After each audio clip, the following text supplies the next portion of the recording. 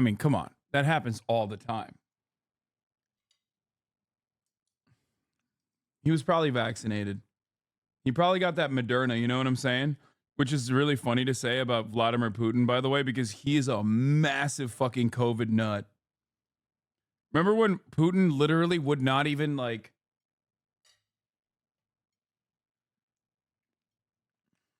Putin was very afraid of COVID for himself personally.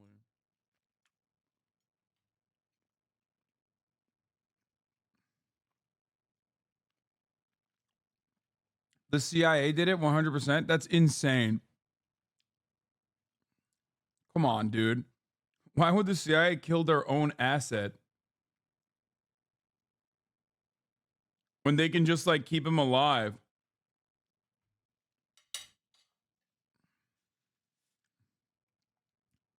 Acclaim. Navalny's wife had this to say just a short time ago in front of dozens of heads of state.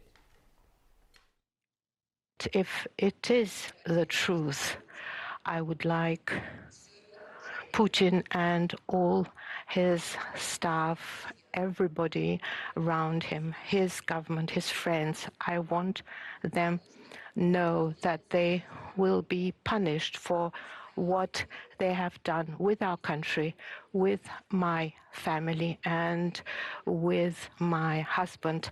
They will be brought to justice, and this day will come soon. What strength to stand there in Munich.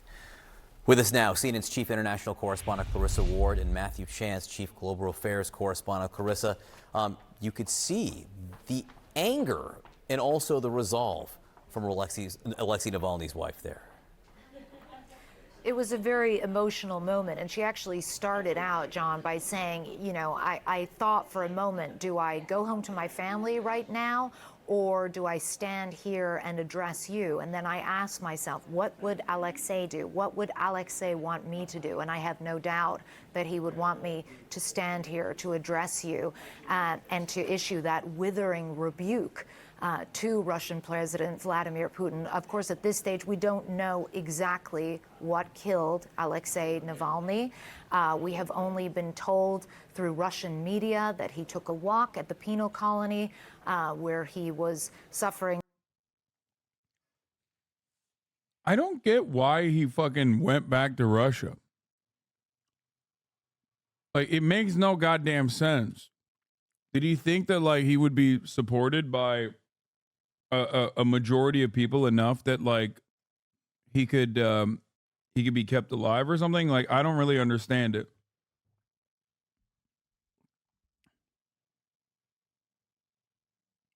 Because it's like, bro, he got poisoned already. Bro, look, if the number one poisoner can get to me pretty much anywhere around the planet, I'm definitely not going directly to Russia to be like, all right, go ahead. Sure, big guy. Sure, tough guy who poisoned me. Let's see what else you got. You know, give me your best shot. Famous last words before getting hit with the best shot. Terrible treatment where he had at times been in less than good health, and yet when we saw him yesterday via teleconference from a courtroom, he appeared healthy, he appeared jovial. We've also heard a report from his mother who told Novaya Gazeta, the Russian publication, that she wouldn't be accepting condolences because she couldn't believe it, because she had seen Alexei Navalny on February 14th, that he had appeared to be in good health and good humor. And so there are real questions about exactly what happened to him. But you heard also at the Munich Security Conference, the Vice President Kamala Harris saying, whatever happened, Russia is responsible. He was in the custody of the Russian state. And so this part is 100% true. The question really now becomes, what does this mean for Russia's opposition, which has already been so brutally stomped out? What do you mean, what does this mean? It means that the last fucking dude who was any real opposition to Vladimir Putin is dead. There is no real opposition to Vladimir Putin in Russia. And yes, I mean literally, like the Communist Party is also not real opposition to Vladimir Putin.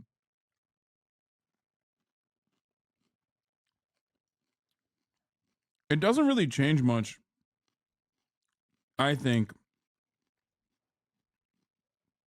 with the internal dynamics in Russia either.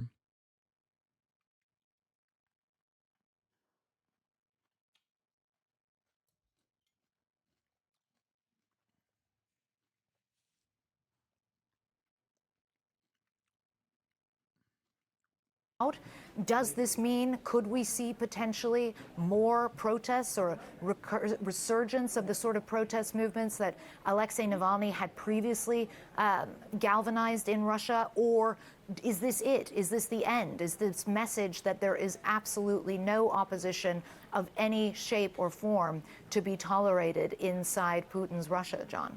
Yeah, and to that point, you heard from Alexei Navalny's. I do think it's funny, though, that liberals are like, yeah, Navalny, great guy. He would be sick if he killed Vladimir Putin and became the leader of Russia. Not realizing that, like,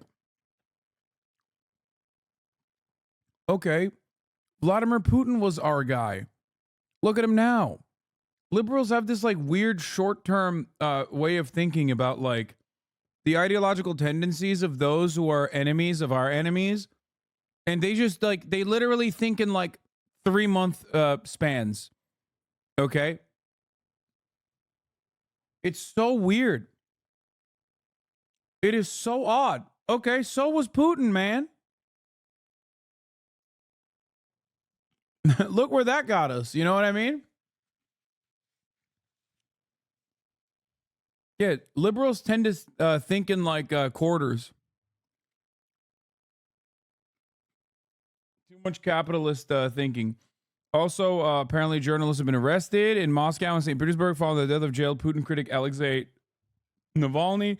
Before people say these are like fucking assets or CIA or anything, no the fuck they're not. Okay?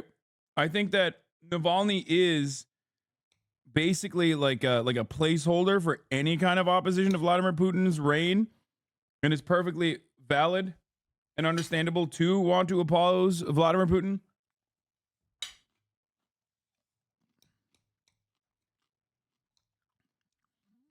And I would say brave too, but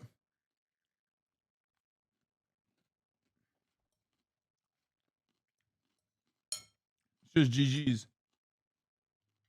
Affairs editor Dominic Waghorn, his analysis of how the government in Russia clamps down on all forms of opposition. We have just had these pictures in, I believe, showing 2 Rus News journalists, it's a local news provider in Russia, being detained.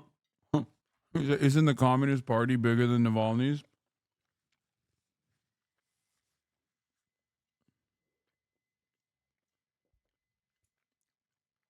Some of you read like one Twitter thread and then come in here and be like, but you don't understand the Communist Party. Like, what do you mean? What the fuck? The Communist Party is not real opposition to Vladimir Putin. Every single party that is allowed to exist and operate without like being fucking poisoned is technically still controlled opposition. I know that the Communist Party is in existence in Russia. It doesn't mean anything, and they're not like a fucking real opposition party. Please. The moment that they become a real opposition party and not controlled opposition party, they will no longer exist.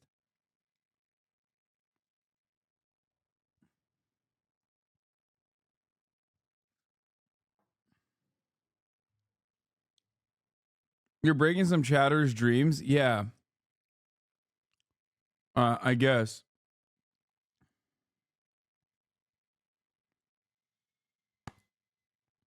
Navalny was basically clip champ by state media out of context. It looked like he's far more right than he is.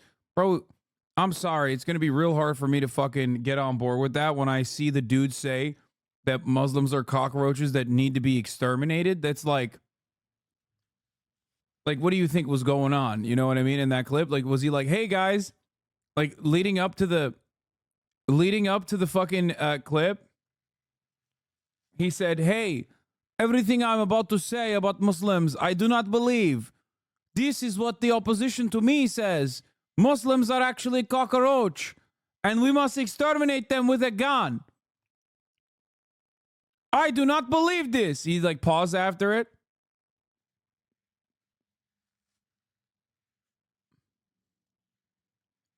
And then that's the clip? Is that what it is? What happened?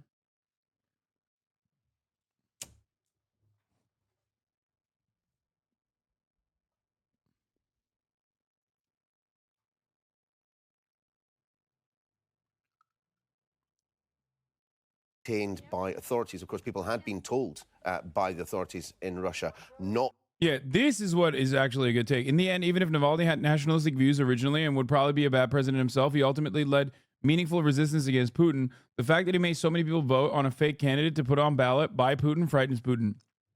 That part is the only correct part. It's that he was made to be the figurehead of like real opposition to Vladimir Putin. That's the actual take. He was seen as like the only standalone figurehead. Navalny is the 99% Hitler to Putin, pretty much. And I think that it's the optics of that as well. And that's probably why he may or may not have been murdered.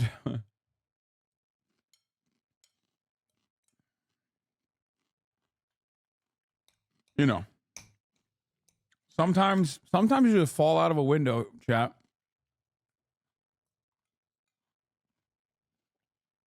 Not to come out in numbers, not to protest following the death of Mr. Navalny. The video in the aftermath of the death of the Russian opposition leader Alexei Navalny. Earlier we heard from our international affairs editor. What did Navalny actually disagree with Putin about? Not being Vladimir Putin. I would go so far as to say that the worst thing you can be against Vladimir Putin is like be in line with his ideas and not be him, because there might be a lot of people that fucking don't even care about like Vladimir Putin's tendencies, but they don't like that he's been in power for so long and then understandably notice his corruptions. Like notice how corrupt he is. So from their perspective, it's like, okay, well, I like this guy's ideas. I also think Muslims are cockroaches that need to be exterminated, but at least this guy's not Vladimir Putin who's saying it. That's great. That is a terrifying prospect for a despot, a dictator. I guess the major difference between Russia with Vladimir Putin and Erdogan, who is like my own version of Vladimir Putin, is that Erdogan still holds elections, like real elections. Now, I like to say this so that people understand. Turkish elections are not fair. They are so unfair. They're completely fucking unfair. But they are, at the end of the day, free. Does that make sense? They're still utterly, unimaginably unfair. But they're still free. So there is still, like, unfortunately, a 51% coalition for Erdogan in this country. Okay. In Russia, no such thing exists. Dominic Waghorn, it does his not analysis exist. of how the government in Russia clamps down on all forms of opposition. We have just had these pictures in, I believe, showing two Rus News journalists, it's a local news provider in Russia, being detained by authorities. Of course, people had been told by the authorities in Russia not to come out in numbers, not to protest following the death of Mr. Navalny. These pictures, we believe, show two journalists, Yulia Petrova being detained in Moscow. There are also pictures, we believe, I'm not sure that these are those, but there are other pictures showing the moments before the detention of another Rus News journalist, Elena Kozichin, in St. Petersburg. So clearly there is something of a protest taking place across Russia, something of a clampdown as well.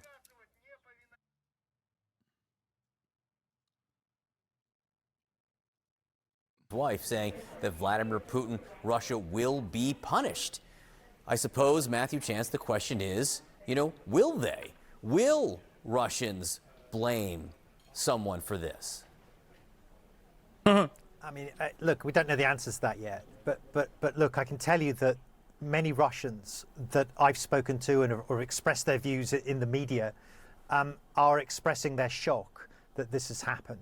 That Alexei Navalny, who is undoubtedly the most high-profile opposition figure in the country, has died whilst in the custody of the Russian prison authorities. Now, whether that will have an impact in the way that Alexei Navalny has had an impact in the past, he's been able to bring out tens of thousands of people onto the streets in towns and cities across the country. Here, let's look at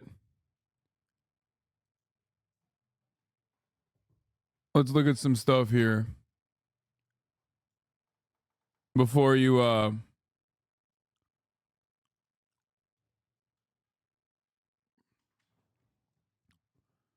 you yell at me or whatever. Okay.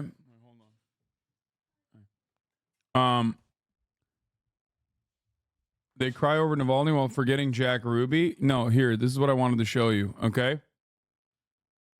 No, Jeff's not here yet.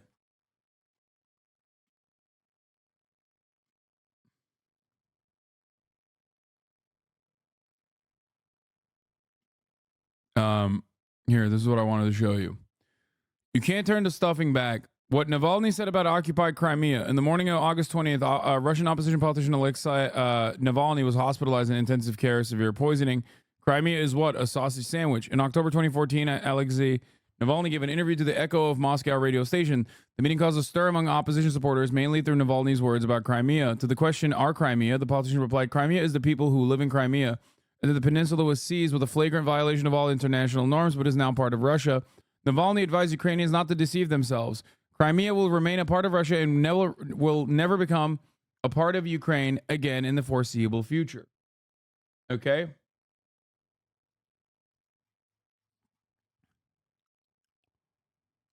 He also said that when he becomes president of the Russian Federation, he will not return the semi-island to Kyiv. Crimea is what? A sandwich with sausage to be returned here and there, Navalny asked. Navalny's words surprised the supporters and other oppositionists. Some did not see anything new in his words, and others were disappointed by Navalny's policy. Like, Navalny's policy shift on Crimea may be too little too late. And then he changed his attitude on it. But at that point, it's like, it's fucking bullshit. Okay, but I love Western media says that Navalny was killed by Putin with 100% fact with evidence, regardless if it was true or not. I mean, it's a very likely scenario.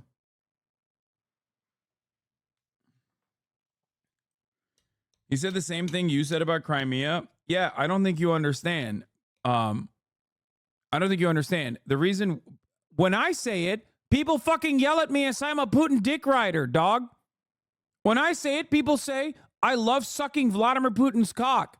When Navalny's saying the same thing, but they're fucking saying that he has like genuine disagreements with Vladimir Putin, when on a lot of issues he does not. He is like the anti-corruption and the attitude that he has, the attitude that he's displayed about like his actual positions in Ukraine or anything like that. Anything like that is to show you that it's not. It's just he's just not Putin. That's it. That's the reason why Putin wanted to kill him, and that's the reason why a lot of people wanted to.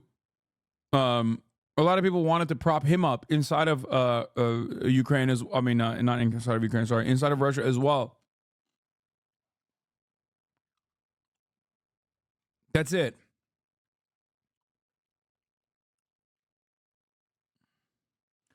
And saying that Russia is responsible no matter what for his death is 100% correct because he's in the custody of the state. It's over. When you let someone fucking die, when they're in the custody of the state, it's their fault. It's the state's fault. When he's called for them in the even past, if they don't directly kill him, which I believe now. they probably did. And there's been this chill descend over the Russian opposition, and this is yet another very potent message to opponents of the Kremlin about the terrible consequences that can befall you if you stand up to Vladimir Putin and his regime. Because remember, no matter how shocking this death of Alexei Navalny is, it's not altogether surprising. I mean, Alexei Navalny was himself poisoned and narrowly escaped death, a couple of years ago. He chose to come back to place himself at the center of Russian politics, having, narrowly escaped death himself. And then, of course, there's a long list of opponents of Putin, opponents of the Kremlin and its critics who have met, tragic ends. I mean, just last year, although perhaps I wouldn't describe it as a tragedy, Yevgeny Prigozhin, who was a supporter of Putin turned somebody who staged a military uprising against Putin's authority. Well, he was killed in a plane crash under suspicious circumstances. Before that, the list goes on, but in 2015, I went to the funeral and covered the assassination of Boris Nemtsov, who was the sort of Alexei Navalny of his time, if you like. He was the most vocal critic, the most prominent opposition figure against the Kremlin. He was gunned down outside the walls of the Kremlin, and the list goes on. And so again, this is shocking, but it does fit into a pattern of critics of the Kremlin who meet sticky ends. You cross Vladimir Putin, a lot of people end up dead. A lot of people have fallen out of windows, literally, or pushed. Who knows? Defenestration is an interesting word in Russia. Clarissa Ward, can you speak to the years of courage? Bro, I'm sorry. That just kind of happens, dude. You're crazy. That Alexei Navalny showed? It's something that you saw firsthand.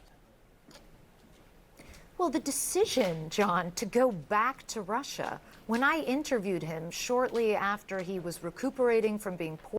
I do personally love the way liberals fucking talk about foreign adversaries versus our allies, though.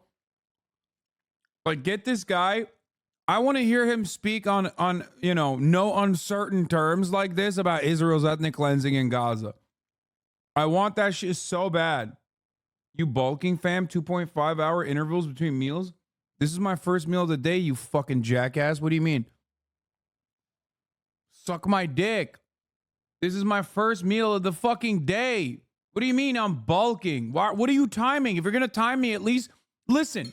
If you're going to literally autistically time what kind of fucking food I'm eating and how I'm consuming, at least be right. Don't be fucking wrong. Don't do it. Okay? Dumb bitch.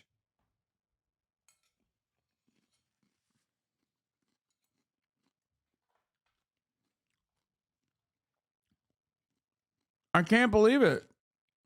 2.5 hour fucking, are you trying to bulk? 2.5 hours in between the last time you ate is fucking so stupid. This is my first meal today. Poisoned with Novichok.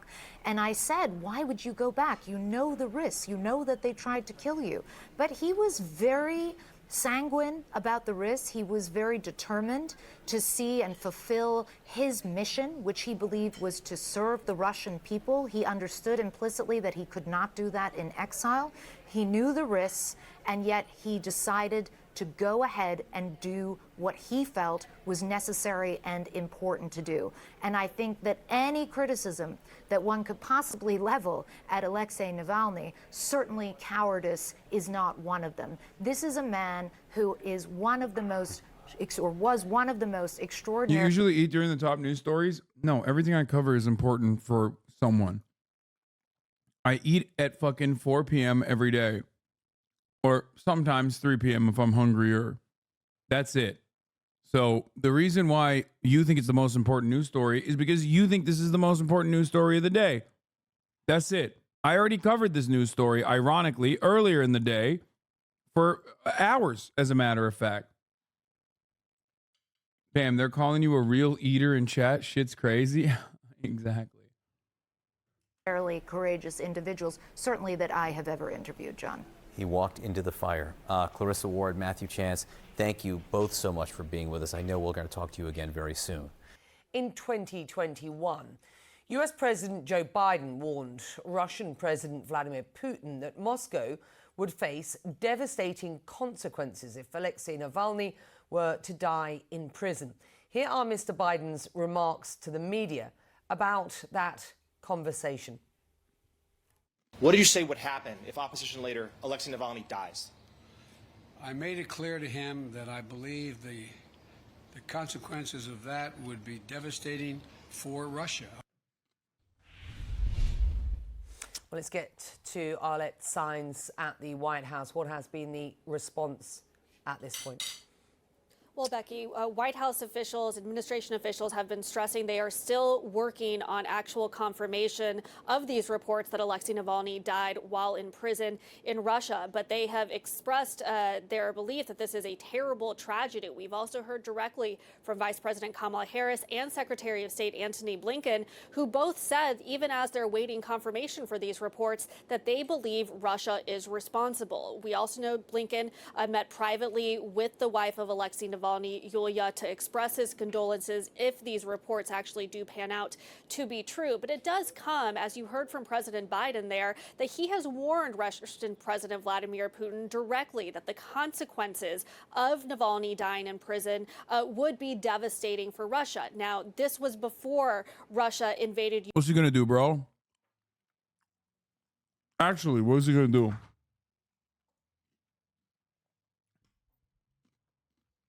It's like what? Are we gonna nuke Russia?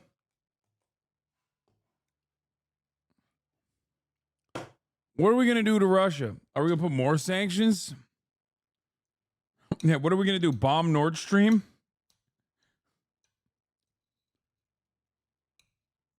I think the real genuine issue here is that it is no longer American restraint. It's literally just like American incompetence.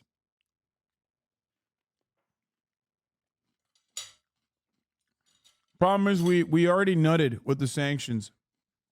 We busted a nut. And it didn't it literally did not stop Vladimir Putin. So what do we do now? What do we do now? But worst of it all isn't the way that we are dealing with our foreign adversaries. The real problem is how we deal with our fucking foreign allies. Okay? The real showcase of weakness is not how we fail to deal with Russia. The real showcase of American power waning is how we deal with Israel. Okay? We can't even fucking get Israel to dial it back on the ethnic cleansing campaign a little bit. And we could, we just don't want to do it.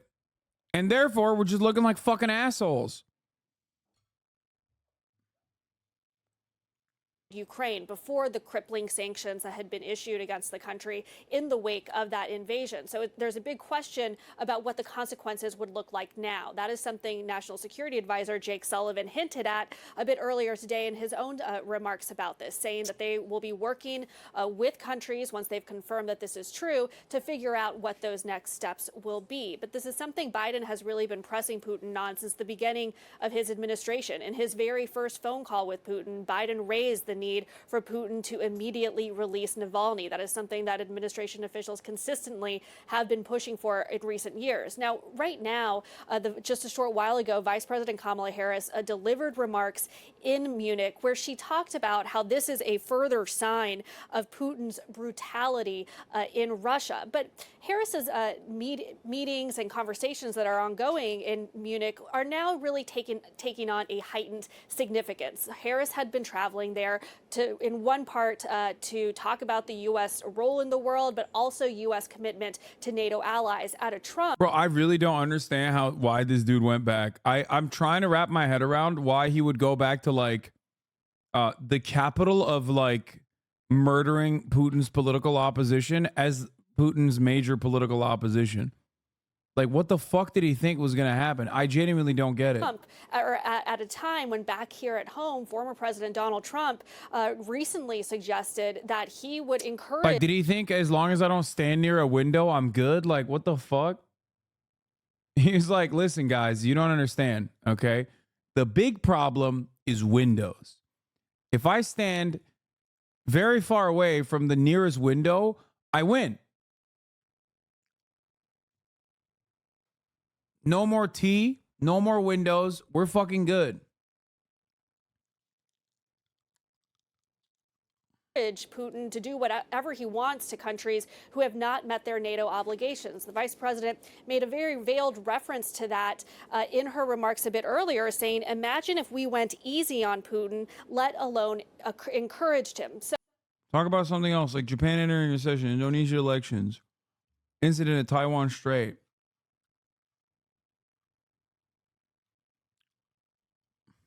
Take a day off. So this reported death of Navalny certainly will raise the stakes of her conversations she is having there overseas. We are still waiting to hear from President Biden. To certainly anticipate there will be at the very least, a paper statement from him. He's also expected to travel a bit later today, so we will see what exactly the president has to say. But this is very concerning to the White House. And the next questions going forward is what the White House, what the U.S. and its allies might do to respond to this reported death. We all know Vladimir Putin is a big Hasanabi hit. He watches me because I'm his greatest supporter in the West. And it's very clear that that chatter that I just banned for a day is probably Vladimir Putin on his alt account. Come on, Hasan, talk about something interesting. Not this fucking bullshit. Please, talk about how I ride horse shirtless, okay? Da, до свидания.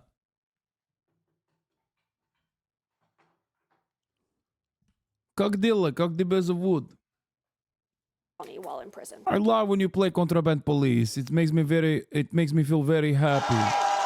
Oh, dude. The other thing we're gonna talk about is Tucker Carlson fucking talking about how sick Russia is and then showing like the funniest dumb nonsense. Alexei Navalny lived and died fighting Vladimir Putin's regime and the corruption at its heart. Maybe he simply didn't want to lose face in front of his supporters, perhaps even be a martyr if he died. They seem to anticipate him being killed as they asked him to record a message in this event. Oh, I think this is the guy I was going to have on today, Daniel Rower, to talk to him about the Navalny, because I wanted to hear his perspective. I haven't watched the documentary, but we couldn't get it. We couldn't make it happen, but we'll make it happen in the future.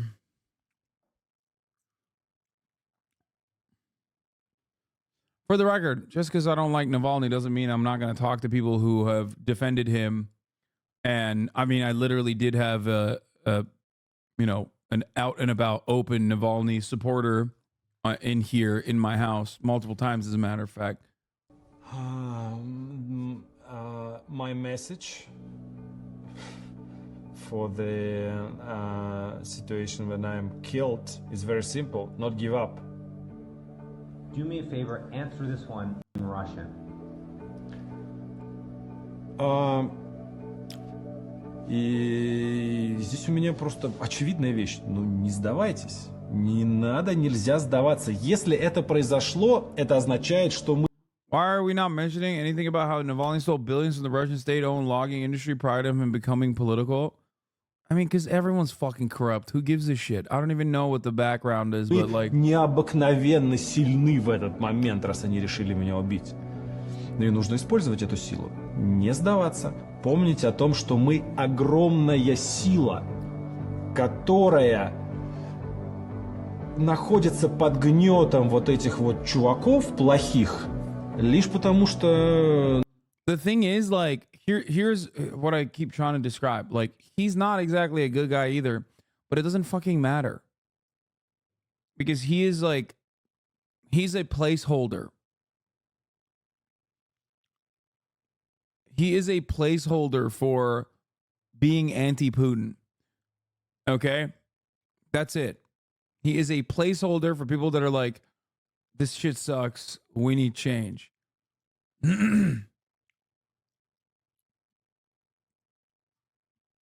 Ну, мы не можем осознать, насколько действительно мы сильны. Все, что нужно. No, not even for just foreign adversaries, for Russians too.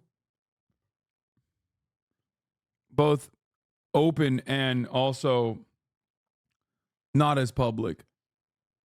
No, he is bro, if he was just a placeholder for the West and a nuisance overall, I don't think he would have gotten killed.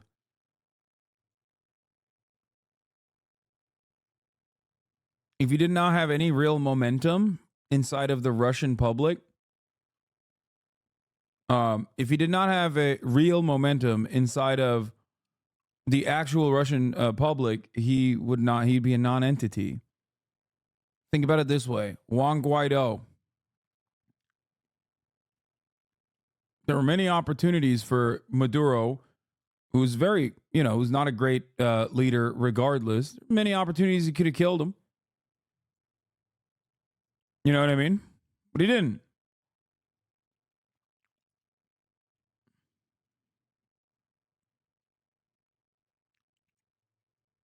The reason why they killed him is because he is it's not what he represents.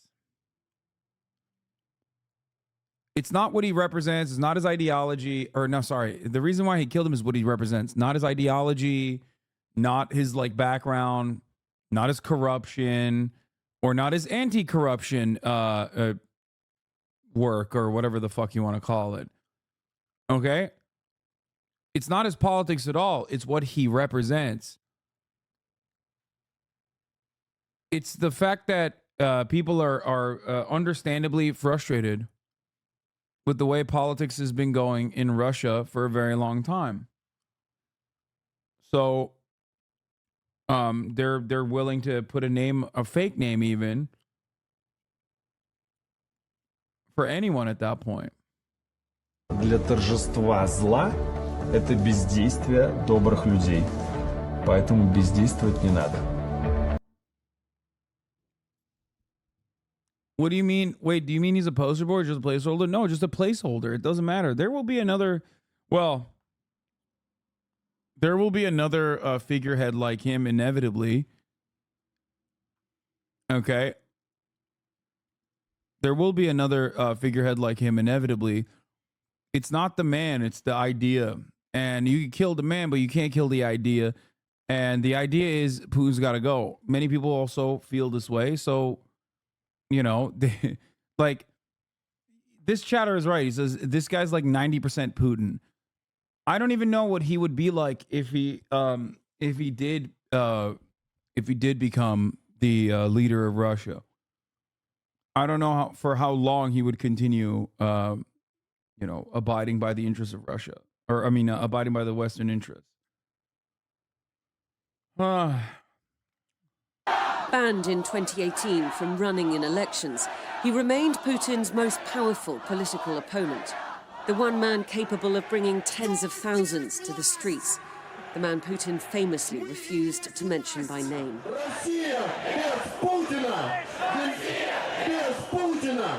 Navalny is an idea that Russia could be rich, successful, and a well-developing country. A country where we would want to live. He was stubborn, sarcastic, and charismatic. His YouTube investigations into Putin and his cronies. Yeah, bro, he fucking killed a YouTuber, by the way. That's the other thing that we didn't even talk about. That's the low-key kind of the funniest part about it, is that my man's biggest opposition, his biggest op is a fucking YouTuber. Come on, dude. Wow, a lot of liberals in the chat today celebrating. A lot of liberals in the chat today getting upset that a crypto-Nazi YouTuber got executed by the state. Guess what, Sweaty? Garnering millions of views, an exposing graft of the highest order. But it was in August 2020 that Alexei Navalny became a global name when he was poisoned on board a flight from Siberia. The poison was Novichok, a weapons-grade nerve agent that Russia had used 2 years earlier against the former KGB spy Sergei Skripal in Salisbury. Navalny fell into a coma, and for 3 days his wife Yulia fought for him to be airlifted to Berlin, while doctors in Russia dithered over the diagnosis. Under German care and with his family beside him, Navalny slowly recovered. That's the thing. Like, at that point, you're like, don't go back to Russia. You know what I mean? You can make YouTube videos from Germany. Not that it matters, because like they obviously got to him in Europe. They get to him all the time.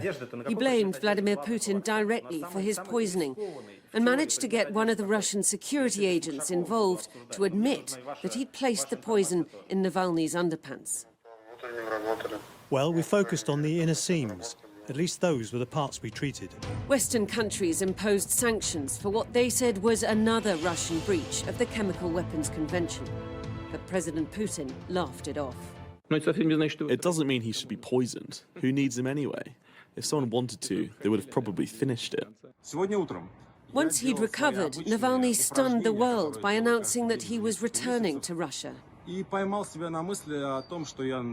realized I'm nearly healthy, and the rest I can cure at home.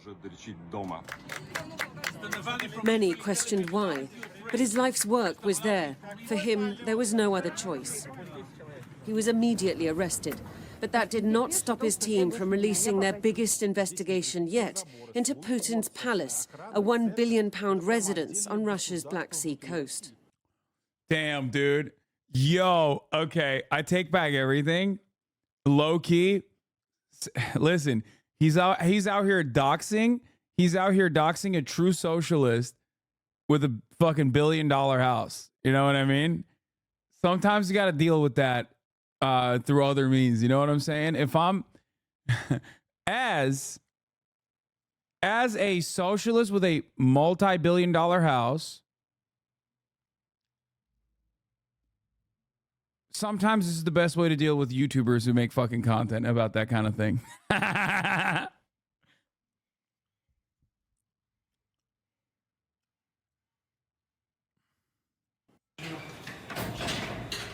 A lawyer himself, Alexei Navalny faced an endless succession of fresh charges, but he remained defiant, and he asked the people to stand with him. I'm asking you not to keep silent, to keep fighting, go out on the street. No one but us can defend us. Darmy77, thank you for the 10 gifted subs, allowing 10 people to also contribute to the Hasanabi second house and third house fund. Yeah. Navalny doxed me just now, so I'm going to need to get a new one. You know what I mean? That was my house. Yeah. Admit something. Well, that's it. That was my third house. I'm getting a fourth one now.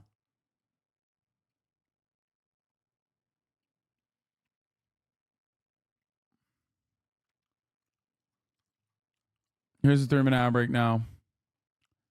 Thank you for funding the house hunt, the house fund. At first, tens of thousands listened, the largest unsanctioned protests in Putin's Russia. But the crackdown was brutal, and once Putin invaded Ukraine, protest of any kind was effectively crushed. Navalny's anti-corruption foundation was forced into exile, and his pleas from prison to resist the Kremlin's war went unheard. In a remote prison colony north of the Arctic Circle, Navalny's health deteriorated. His message of resistance never really landed with most Russians, cowed by 2 decades of Putin's rule. But he did what he could for his people. His death, another colossal stain on the conscience of the Russian state. For someone like me who didn't know of him much, he definitely looks good on optics, so I understand why liberals will ride for him. Yeah, no, it makes a lot of sense, dude. He's like